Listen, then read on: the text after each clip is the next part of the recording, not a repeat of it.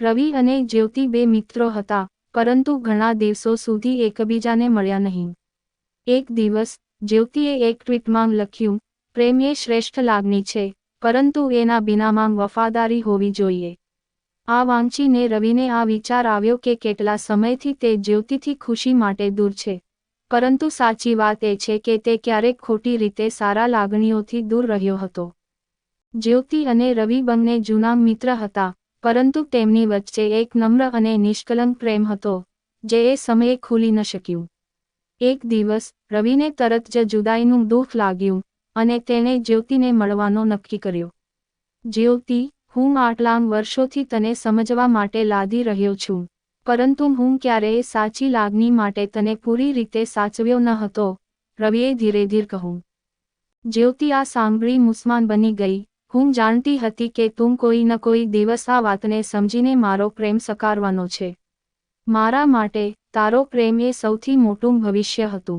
આ પ્રેમ વાર્તા આજે પણ બંને વચ્ચેનો શ્રેષ્ઠ સંબંધ છે, અને તેમના જીવનમાં વફાદારી અને પ્રેમ સાથે તેમની જિંદગી હંમેશા અમૂલ્ય રહી. જ્યારે રવિ અને જ્યોતિએ એકબીજાને ખુલ્લા દિલથી કહેવું શરૂ કર્યું, ત્યારે તેમને લાગતું હતું કે ઘણા વર્ષો સુધી જીવી લીધેલી વાતો હજુ પૂરી થઈ નથી. રવિએ કહ્યું, જ્યોતિ, મારે ખબર હતી કે એક દિવસ તું મારો પાટો સમજશે, પરંતુ આ પાટો તૂટી જવા સુધી હું એ સમયને ખોવાઈ ગયો હતો. જ્યોતિના આંખોમાં ઓછી આંસુ આવી ગઈ, પરંતુ તે ફરીથી હસતાં કહ્યું, તમારા ભાષામાં શું ખોટું હતું? હું તને તો આખો જીવન છોડી દીધો ન હતો, પરંતુ આપના જીવનમાં જ્યારે આર્થિક તંગી અને નોકરિયાતીની જંગડી આવી, ત્યારે હું તો પણ આખો એક અલગ જગત જોઈ રહ્યો હતો. પ્રેમ અમૂલ્ય છે, પરંતુ આપણે એની લાગણીઓ પર વિશ્વાસ કરવો જોઈએ. જ્યોતિની આ વાત સાંભળીને રવિને એ સમજાયું કે સાચી પ્રેમ થતો ત્યારે છે, જ્યારે બે લોકોને પોતાની લાગણીઓ અને વિશ્વાસ પર દૃઢ રહેવું પડે છે.